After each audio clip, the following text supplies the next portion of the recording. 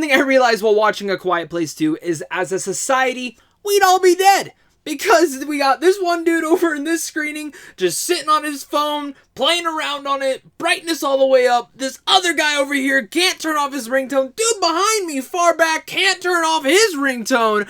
And everyone just breathing, you know, a couple people breathing so loudly or chewing or making comments. It's just like, let's just be quiet.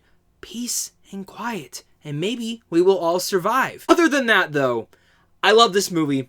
And it absolutely made me realize and reinvigorate my love for filmmaking once again. I could not stop sitting there in my seat smiling, having some tears in my eyes, and I just kept repeating to myself, this is why I love the movies.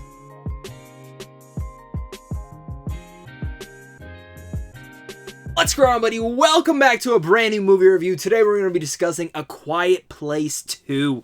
Now this of course follows the events at home. The Abbott family now face the terrors of the outside world, forced to venture into the unknown. They realize the creatures that hunt by sound are not the only threats lurking beyond the sand path that they created in the first film. This is once again directed and written by John Krasinski and stars the likes of Emily Blunt, Millicent Simmons, Noah Jupe, and Cillian Murphy. I was so excited for this movie, and last year this was the screening that I had before everything went to shit, and I completely lost, and I wasn't able to see this movie. I was literally like 2 days away from seeing this movie, and then everything shut down, and my heart completely shut down as well, because I was so excited for this movie, because I adore the first A Quiet Place to such high pieces. It's one of the best theater experiences I've ever had, and the performances, the direction, the writing, everything in that film is top notch.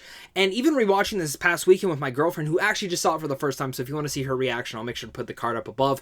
But rewatching it, I just sat there and I'm like, this is like what Spielberg would have done back in the 80s or 90s in a modern day setting, and again in our society, in our generation right now for filmmaking. And it's just absolutely phenomenal, and I eat it all the way up. Before we get any further into this review, guys, if you guys are new here and you guys love talking movies early, or in general you just love talking movies, make sure to hit that like and subscribe button. I love talking movies, and I want to make sure to keep talking it with you guys every single week and day. As long as I'm talking movies over here, I want to have you guys a part of the discussion, so also make sure to comment down below and let me know your thoughts. So obviously I love this film. Like, I can't express that enough. I walked right out and I wanted to go right back in and rewatch it again, and then probably leave again and rewatch it once more 3 times over, because I want to dissect every single frame of this film, and I can't wait to go see it again this weekend, because I absolutely must. This is honestly one of the best sequels I've ever seen to not just a horror thriller, but of all time. It's everything from the first film, even some story beats, but elevates them to that next level. What the first act does here is what almost every single horror, thriller, or in general any film should honestly take lessons from. And Krasinski knows how to build a movie. Just like within the first movie, the way that it starts off and really builds off of it, this has, again, one of my favorite first acts I've seen in a film in quite a while, and probably when it comes to horror thriller films, one of my favorites. I'm not going to get into spoilers, so do not worry about that, but if you have seen the trailer, you can kind of piece together where this film might start at, and just from those scenes alone, you think you know where it's going, but it goes completely the opposite way. It builds a world that you could only imagine, and the more fascinating it gets. And that's what I love, is Krasinski really much took into this directing home, created a first act that really much is tense, thrilling, and gets you right back into this world, but at the same time, every act after that, every sequence, every second, every minute, none of it is wasted. It sits there and continues to grow and grow and grow and build up to the ferocious finale that maybe feels a little bit like the same story beats from the first film, but even then, I ate it all up. And I can sit here and say, if you love the first one, you're gonna absolutely love this movie. But of course, adding on top of that, I keep mentioning John Krasinski's directing, which again very much feels like something Spielberg would have made back in his early days, and it very much feels like that. I cannot wait to see what Krasinski does next within his career, whether it's another Quiet Place film, or whether it's the brand new film that he is creating with Ryan Reynolds right now called Imaginary Friends. It's stuff like that that just gets me hyped, because he is a fascinating director to watch out for. Performances in here are bar bar none, all superb. Every single person gets something more to do, and every single person has an important role or gets that one particular moment that is really unique and special to the entire film. Let's start with Noah Jupe, who I thought was a really good standout in the first movie, but continues that and gives a really heartfelt and emotional performance, especially seeing where his arc is supposed to go. And everyone's arc in here really much flourishes because this is how you do it so well. Spoilers for the first movie, John Krasinski's character dies.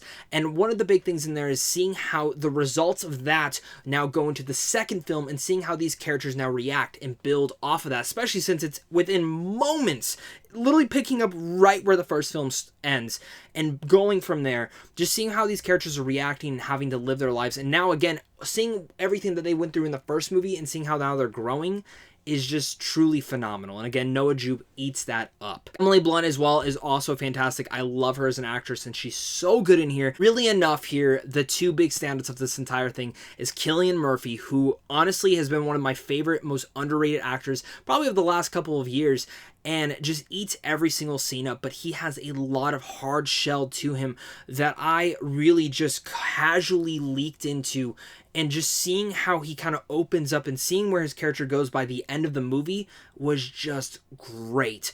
But really enough, the true show-stopping power of this is Millicent Simmons, who I think absolutely steals the entire film, giving one of my favorite performances so far of 2021, and as well just growing her character into such a flourishing, powerful, and emotional character that I just eat up. I mean, I love it. She was so good in the first movie, and what she does in here, you can totally tell that Krasinski crafted this sequel very much around her because she is the shining lead in here, and she just destroyed this film. There are so many moments in here that I want to talk about, but I can't because, again, it would get into spoilers, but you are in for a treat. Plus, the movie's eerie atmosphere that is created in here, from whether the production design, the cinematography, even the score that adds to it all, very much gives me this Last of Us feel. And the first movie had a tad bit of that, but this one really grows it into this apocalyptic theme that really much just, again,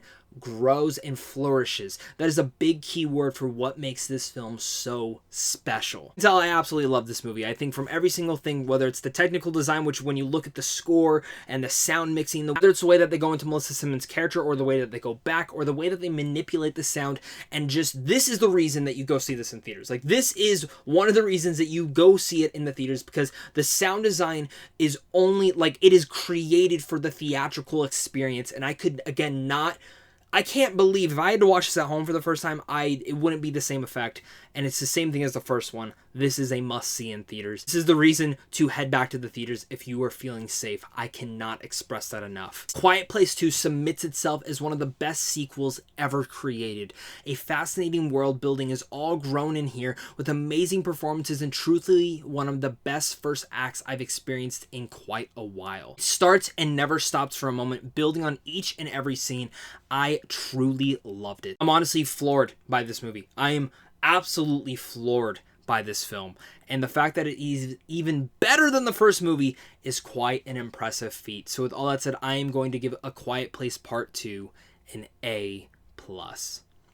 Thank you once again, guys, for clicking on this. Make sure to comment down below. Let me know your guys' thoughts on A Quiet Place 2. How excited are you for this movie? Do you guys love the first one? Do you think the first one's a little bit overrated? Let's discuss it all down there. Make sure to head on over to Sean Films on how to see films early. And of course, it's a big thank you to you and a big thank you to my Patreon supporters, because without you, I wouldn't be able to do this. Now, shh, I gotta go sneak myself out. When you head to the movies this week, guys, shh, be quiet. Let everyone enjoy their films. And guys, just overall, stay classy.